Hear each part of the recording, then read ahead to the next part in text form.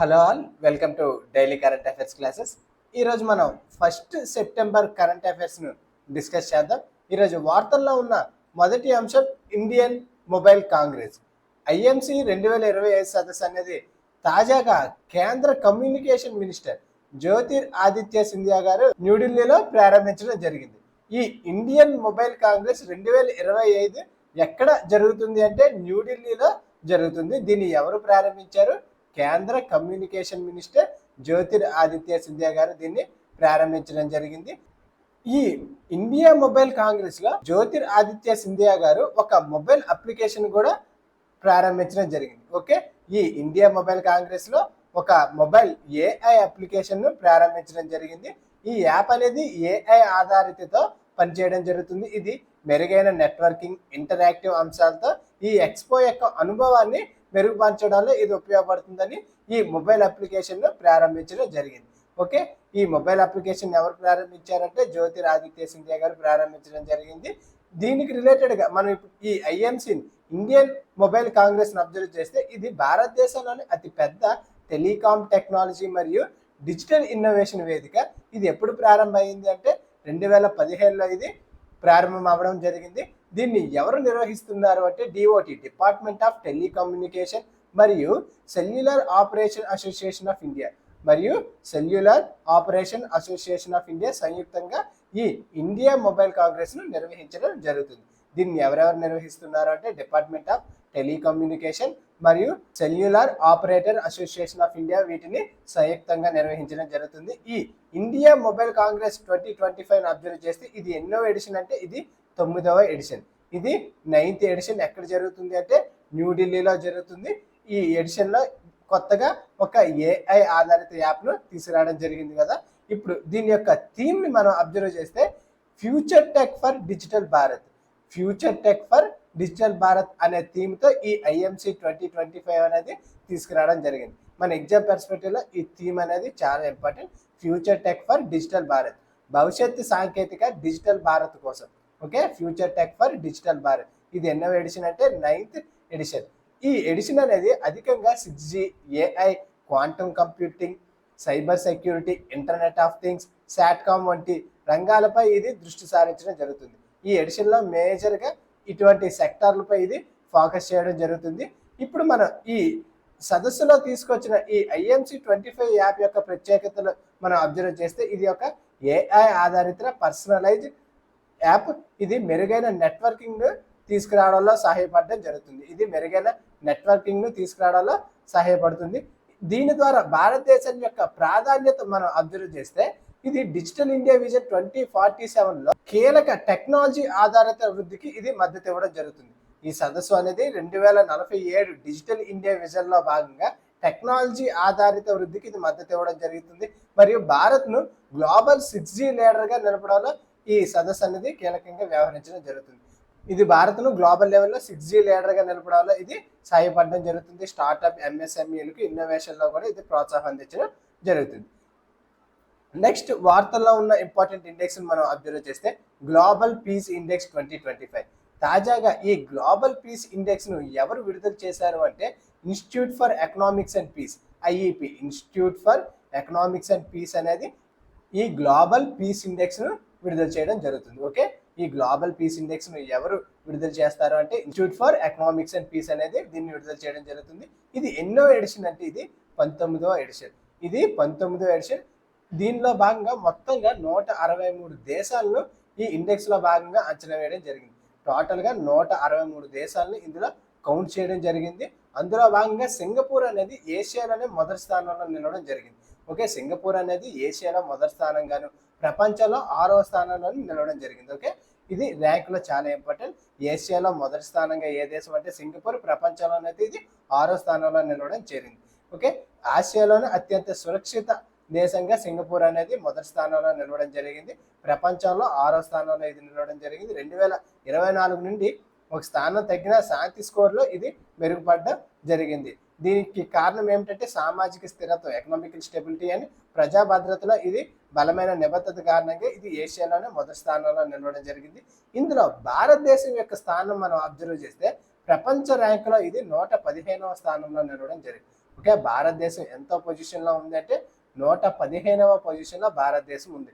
అంటే టోటల్గా 163 దేశాలు ఇందులో కౌంట్ చేయగా భారతదేశం అనేది 115వ దేశంగా నిలవడం జరిగింది. దీని యొక్క స్కోర్ ఎంత అంటే 2.229. ఓకే, ఈ ఇయర్కి గాను 2.229 స్కోర్తో ఎన్నో స్థానంలో నిలిచింది అంటే 115వ స్థానంలో నిలవడం జరిగింది. ఇది లాస్ట్ ఇయర్తో అబ్జర్వ్ చేస్తే ఈ పొజిషన్లో ఎటువంటి మార్పు కూడా లేదు. ఓకే, స్టేబుల్గా లాస్ట్ ఇయర్ కూడా 115వ ర్యాంక్లోనే ఉంది, ఈ ఇయర్ కూడా సేమ్ ర్యాంక్లోనే నిలవడం జరిగింది. ఇక్కడ ప్రపంచవ్యాప్తంగా ఈ శాంతి ర్యాంకింగ్స్లో అబ్జర్వ్ చేస్తే యూరప్ అనేది ఆధిపత్యం ప్రదర్శించడం జరుగుతుంది. యూరప్ కాంటినెంట్ నుంచి టాప్ 10లో అధిక దేశాలు అనేవి ఉన్నాయి. అందులో ఐస్లాండ్ మొదటి స్థానంలోను, ఐర్లాండ్ రెండవ స్థానంలోని, న్యూజిలాండ్ అనేది third, Austria fourth, Switzerland fifth, Singapore అనేది సిక్స్త్, ఏషియాలో ఫస్ట్, ప్రపంచంలోనే సిక్స్త్. ఓకే, ఫస్ట్ అనేది ప్రపంచంలోనే ఐస్లాండ్ అనేది మొదటి స్థానంలో నిలవడం జరిగింది, ఐర్లాండ్ రెండవ స్థానం, న్యూజిలాండ్ అనేది మూడో స్థానంలో నిలవడం జరిగింది. ఓకే, ఇక్కడ మన ప్రపంచ ర్యాంక్స్ అన్ని కూడా ఇంపార్టెంట్. ఇక్కడ భారతదేశం ఎన్నో స్థానంలో ఉన్నది అన్నది ఇక్కడ మనకి చాలా ఇంపార్టెంట్. నెక్స్ట్ ఈ ఇండెక్స్ని ఎవరు విడుదల చేస్తున్నారు అంటే institute for economics and peace అనే సంస్థ దీన్ని విడుదల చేయడం జరుగుతుంది. ఇది ఎన్నో ఎడిషన్ అంటే 19వ ఎడిషన్. టోటల్గా ఇందులో 163 దేశాలను అంచనా వేయడం జరిగింది. నెక్స్ట్ వార్తల్లో ఉన్న ఇంపార్టెంట్ అవార్డ్స్ అబ్జర్వ్ చేస్తే తాజాగా రామన్ మెగ్సే అవార్డు 2025 గాను విడుదల చేయడం జరిగింది. ఓకే, రామన్ మెగ్సే అవార్డ్స్ ను ప్రకటించడం జరిగింది. ఈ ఇయర్ గాను ఎవరికి ఈ రామన్ మెగ్సే అవార్డు రావడం జరిగింది అంటే ఎడ్యుకేట్ గర్ల్స్ ఎన్జిఓ. భారతదేశం నుంచి ఎడ్యుకేట్ గర్ల్స్ ఎన్జిఓ అనే సంస్థకు ఈ రామన్ మెగ్సే అవార్డు అనేది రావడం జరిగింది. ఓకే, ఇది భారతదేశానికి చెందిన ఎడ్యుకేట్ గర్ల్స్ ఎన్జిఓ ఈ 2025 గాను రామన్ మెగ్సే అవార్డు అనేది అందుకుంది. ఓకే, భారతదేశానికి చెందిన educate girls foundation to educate girls global అనే సంస్థకు రామన్ మెగ్సే అవార్డు అనేది 2025లో గెలుచుకోవడం జరుగుతుంది. ఈ అవార్డును గెలుచుకున్న మొట్టమొదటి భారతీయ సంస్థగా ఈ సంస్థ అనేది నిలవడం జరిగింది. ఓకే, భారతదేశం నుంచి మొట్టమొదటి సంస్థ ఏంటి ఈ అవార్డును గెలుచుకుంది అంటే foundation to educate girls global అనే సంస్థ రామన్ మెగ్సే అవార్డును గెలుచుకోవడం జరిగింది. ఇది భారతదేశపు మొట్టమొదటి సంస్థగా నిలవడం జరిగింది. ఇక్కడ 2025లో ఇతర రామన్ మెగ్సే అవార్డులు మనం అబ్జర్వ్ చేస్తే షాహీనా అలీ మాల్దీవుల నుంచి పర్యావరణ పరిరక్షణ కోసం ఈ అవార్డును గెలుచుకోవడం జరిగింది. ఫ్లవియానా ఆంటోనియా ఎల్ విలానువా ఫిలిప్పైన్స్ నుంచి సామాజిక సేవలో ఈ అవార్డును గెలుచుకోవడం జరిగింది. ఓకే, మాల్దీవ్స్ నుంచి ఒకరు, ఫిలిప్పైన్స్ నుంచి ఒకరు ఈ రామన్ మెగ్సే అవార్డును కూడా గెలుచుకోవడం జరిగింది. ఎన్జిఓలోకి వస్తే ఎడ్యుకేట్ గర్ల్స్ ఎన్జిఓ అనేది భారతదేశం నుంచి ఈ రామన్ మెగ్సే అవార్డును గెలుచుకోవడం జరిగింది. ఈ రామన్ మెగ్సే అవార్డులు అనేది ఎప్పుడు ప్రధానోత్సవం ఆల్రెడీ ఇప్పుడు అనౌన్స్ చేశారు కదా, దీన్ని ఎప్పుడు ప్రధానోత్సవం చేస్తారంటే నవంబర్ 7th దీన్ని ప్రధానోత్సవం చేస్తారు. ఎక్కడంటే మెట్రోపాలిటన్ థియేటర్ మనీలాలో ఈ అవార్డ్స్ అనేది బహుకరించడం జరుగుతుంది. ఇప్పుడు దీనికి రిలేటెడ్గా మనం ఈ NGO educated girls NGO observe చేస్తే దీన్ని ఎవరు స్థాపించారు అంటే సఫీనా హుసేన్. 2007లో రాజస్థాన్లో ఈ సఫీనా హుసేన్ గారు ఈ ఎడ్యుకేట్ ఫర్ గర్ల్స్ ఎన్జిఓను స్థాపించడం జరిగింది. ఓకే, ఈ ఎడ్యుకేట్ గర్ల్స్ ఎన్జిఓని ఎవరు స్థాపించారంటే సఫీనా హుసేన్ 2007లో స్థాపించారు. ఎక్కడంటే రాజస్థాన్లో దీన్ని స్థాపించడం జరిగింది.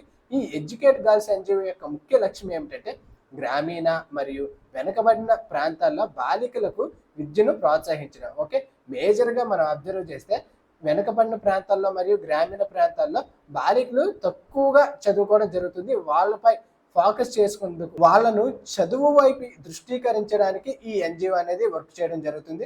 ఇది కమ్యూనిటీ ప్లస్ ప్రభుత్వ వనరులు సమీకరించడం ద్వారా విద్యలో వెనుకబడిన బాలికలను పాఠశాలలో చేర్పించడానికి ఈ సంస్థ అనేది కృషి చేయడం జరుగుతుంది. దీని యొక్క ప్రభావం, ఈ ఎన్జిఓ ప్రభావం వల్ల లక్షలాది మంది బాలికలను పాఠశాలలో చేరుస్తూ మహిళా సాధికారతలో ఇది కీలక పాత్ర వహించడం జరుగుతుంది.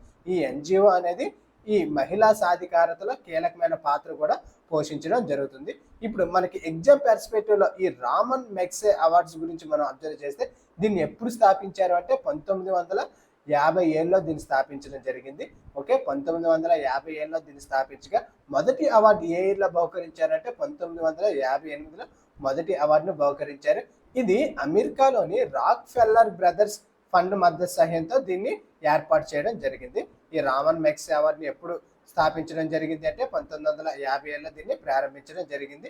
దీని యొక్క పేరును ఎక్కడి నుంచి ఇన్స్పైర్ చేసుకోవడం జరిగింది అంటే ఫిలిప్పైన్స్ మాజీ అధ్యక్షుడైన రామన్ మెగ్సే గౌరవార్థంతో ఈ పేరును పెట్టడం జరిగింది. ఓకే, రామన్ మెగ్సేగా ఈ ఫిలిప్పైన్స్ మాజీ అధ్యక్షుడు గౌరవార్థం కొరకు ఈ అవార్డుకి ఇతని నేమ్తో బహుకరించడం జరుగుతుంది.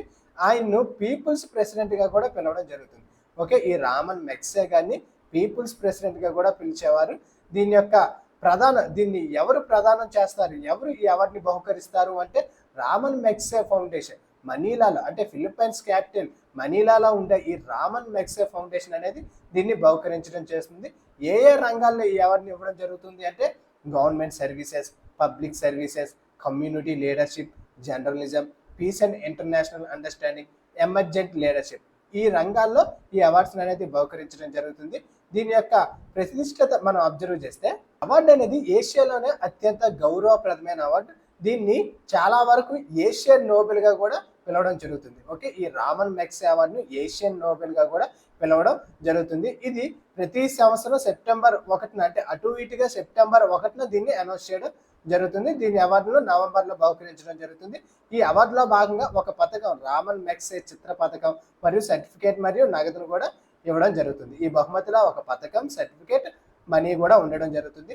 ఇంతవరకు భారతదేశంలో ఈ రామన్ మెగ్సే అవార్డులు ఎవరెవరికి వచ్చాయో మనం అబ్జర్వ్ చేస్తే మొట్టమొదటిగా వినోబా భావే 1958లో వినోబా భావే గారికి రావడం జరిగింది. ఓకే, భారతదేశం నుంచి మొట్టమొదటిగా వినోబా భావే గారు భూదాన్ ఉద్యమానికి గాను ఈ రామన్ మెగ్సే అవార్డు అనేది అందుకోవడం జరిగింది. ఇతర ప్రఖ్యాత భారతీయ విజేతలను అబ్జర్వ్ చేస్తే జయప్రకాష్ నారాయణ్ సామాజిక సేవలో, కురియన్ వర్గీస్ వైట్ రెవల్యూషన్లో కీలక పాత్ర వహించిన ఈ కురియన్ వర్గీస్ గారికి ఆర్కే లక్ష్మణ్, అరవింద్ కేజ్రీవాల్, కైలాస్ సత్యార్థి, పి సాయినాథ్ 2025లో ఈ ఎడ్యుకేటెడ్ గర్ల్ అండ్ జీవోకి వీటన్నిటికీ కూడా మన రామన్ మెగ్సే అవార్డు అనేది రావడం జరిగింది. మన ఎగ్జామ్ పర్స్పెక్టివ్లో ఈ రామన్ మెగ్సే అవార్డ్స్ అనేవి మనకి చాలా ఇంపార్టెంట్. నెక్స్ట్ వార్తల్లో ఉన్న ఇంకొక ఇంపార్టెంట్ అంశం multilane free flow tolling system. Okay, multilane free flow tolling system. మన భారతదేశం స్టిల్ చాలా స్ట్రగులింగ్లో ఉన్న ఏదైనా వ్యవస్థ ఉందంటే అది టోలింగ్ సిస్టమ్. చాలా కొత్త అధునాతన వ్యవస్థలు తీసుకొస్తున్నా కూడా స్టిల్ రోడ్స్పై ఈ టోలింగ్ వ్యవస్థ అనేది అంత ప్రాపర్గా రీచ్ అవ్వకపోవడం వల్ల స్టిల్ ఇది చాలా స్ట్రగులింగ్లోనే ఉండడం జరుగుతుంది. ఓకే, మన భారత రవాణా వ్యవస్థలో ఈ టోలింగ్ అనేది కీలకంగా వ్యవహరించడం వల్ల భారతదేశం అనేది వివిధ సిస్టమ్స్ అనేది తరచుగా తీసుకురావడం జరుగుతుంది. కానీ వేటిని కూడా ప్రాపర్గా అడాప్ట్ చేసుకోలేకపోవడం జరుగుతుంది. దీనికి రిలేటెడ్గానే ఇప్పుడు మరికొత్త సిస్టమ్తో రావడం జరిగింది. ఓకే, దాని పేరే మల్టీలేన్ ఫ్రీ ఫ్లో టోలింగ్ సిస్టమ్. దీన్ని మొట్టమొదటిగా ఎక్కడ అమలు చేశారంటే గుజరాత్లో దీన్ని అమలు చేయడం జరిగింది. ఓకే, ఇది ఎక్కడ అమలు చేస్తున్నారంటే గుజరాత్లో. ఎవరు అమలు చేస్తున్నారంటే జాతీయ రహదారి ప్రాధికార సంస్థ, national highway authority of India అనేది దీన్ని అమలు చేయడం జరుగుతుంది. రోడ్డు రవాణా మరియు రహదారుల మంత్రిత్వ శాఖ, నితిన్ గడ్కరీ గారి మంత్రిత్వ శాఖలో దీన్ని ప్రారంభించడం జరిగింది. ఓకే, ఇది ఏ మినిస్ట్రీ అంటే రోడ్డు రవాణా మరియు రహదారుల మంత్రిత్వ శాఖ ఆధ్వర్యంలో ఇది ప్రారంభించడం జరిగింది. ఈ MLFF అనేది ఎలా పనిచేస్తుందంటే రిఫ్ట్ రీడర్. ఈ రిఫ్ట్ టెక్నాలజీని ఉపయోగించి తరచుగా మనకి ఏటీఎంలో కూడా ఉండే ఈ రిఫ్ట్ టెక్నాలజీని ఉపయోగించి మరియు కెమెరాలను ఉపయోగించి వీటిని స్కాన్ చేయడం జరుగుతుంది. దాన్ని మొట్టమొదటిసారిగా ఎక్కడ అమలు చేశారంటే గుజరాత్లో ఈ సిస్టమ్ను అమలు చేయడం జరిగింది. దీని ద్వారా వాహనాలు ఆపకుండా వెంటనే లావాదేవీలు అనేవి కంప్లీట్ అవ్వడం జరుగుతుంది. ట్రాఫిక్ కూడా దీని ద్వారా తగ్గే ఛాన్స్ అనేది చాలా వరకు ఉంది. ఓకే, ఈ రిఫ్ట్ టెక్నాలజీ ద్వారా ఇది అనేది అమలు అవుతుంది. ఎక్కడంటే గుజరాత్లో ఇది అమలు అవ్వడం జరుగుతుంది. నెక్స్ట్ వార్తల్లో ఇంపార్టెంట్ ఎక్సర్సైజ్ యుద్ధ Kaushal 3.0 exercise.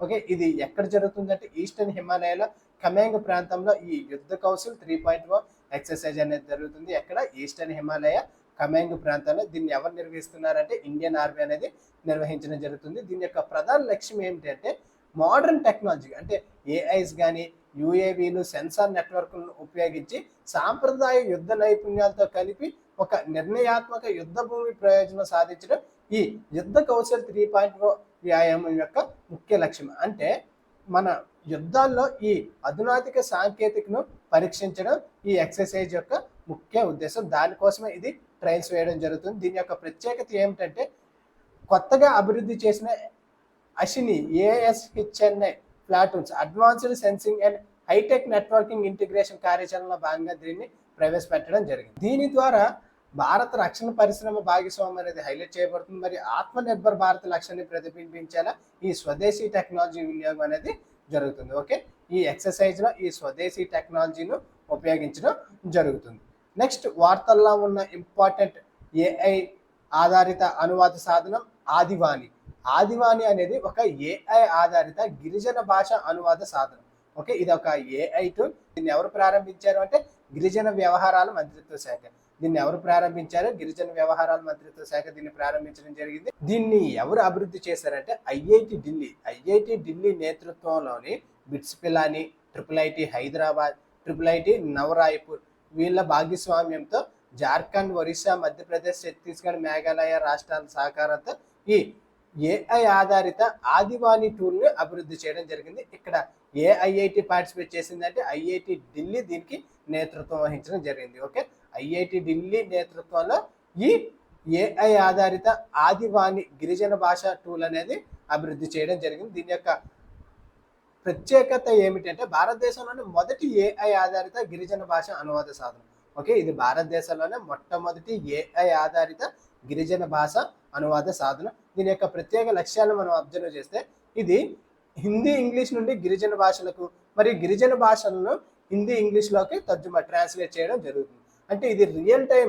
Text to speech, speech నుండి టెక్స్ట్ కూడా అనువాదం చేయడం జరుగుతుంది. దీని ద్వారా జానపద కథలు, మౌఖిక సాంప్రదాయాలు, సాంస్కృతిక వారసత్వం అనేది డిజిటల్గా ప్రిజర్వేషన్ చేయడం జరుగుతుంది. డిజిటల్ అక్షరాస్యత, ఆరోగ్య కమ్యూనికేషన్, పౌర అవగాహనకు ఇది మద్దతు ఇవ్వడం జరుగుతుంది. అంటే చాలా వరకు స్కీమ్స్ అనేవి, చాలా వరకు పథకాలు, చాలా వరకు ప్రభుత్వం తీసుకొచ్చినవన్నీ కూడా హిందీలోని లేదా అధికంగా ఇంగ్లీష్లో ఉండడం జరుగుతుంది.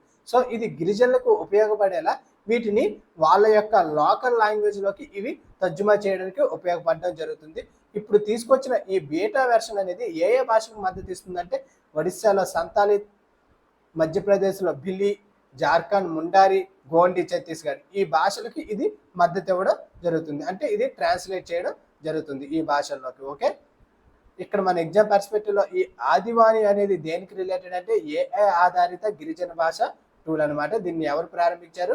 గిరిజన వ్యవహారాల మంత్రిత్వ శాఖ దీన్ని ప్రారంభించడం జరిగింది. ఎవరు అభివృద్ధి చేశారు అంటే ఐఐటి ఢిల్లీ నేతృత్వంలో BITS Pilani, IIT Hyderabad, IIT Nava Raipur మరియు రాష్ట్రాలను అభివృద్ధి చేస్తే జార్ఖండ్, ఒరిస్సా, మధ్యప్రదేశ్, ఛత్తీస్గఢ్, మేఘాలయ అనే సహకారంతో వీటిని అభివృద్ధి చేయడం జరిగింది.